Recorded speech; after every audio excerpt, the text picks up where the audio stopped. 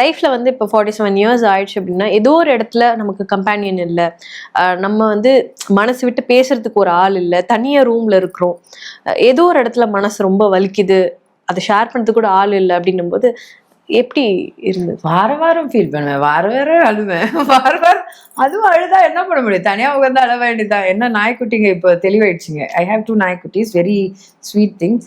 They know my moods பயங்கரமா. இப்போ சில வாட்டி சோஃபால இப்படி படுத்துட்டு சைலண்டா டிவி பார்த்துட்டு இருப்பேன், தூக்கிட்டு இருப்பாங்க. பட் திஸ் ஸ்பெஷலி ஒரு குட்டி இருக்கு, அது எந்திரிச்சு வந்து என் மேலே ஏறி இப்படி ஃபர்ஸ்ட் இங்கே செக் பண்ணும், எதுவும் இல்லைன்னு மூஞ்சி இப்படி திருப்பி விட்டு இங்கே செக் பண்ணுங்க, கண்ணீர் இருந்துச்சா உடனே நக்கி நக்கி நக்கி நக்கி அப்படியே ஒரு மாதிரி லிக் பண்ணி வந்து இப்படி பண்ணும்.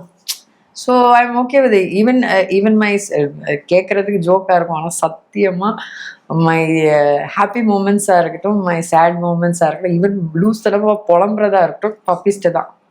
அதுவும் என்னமோ பயங்கரமா புரிஞ்ச மாதிரி ரியாக்ஷன் அப்படின்னு பார்க்கும்.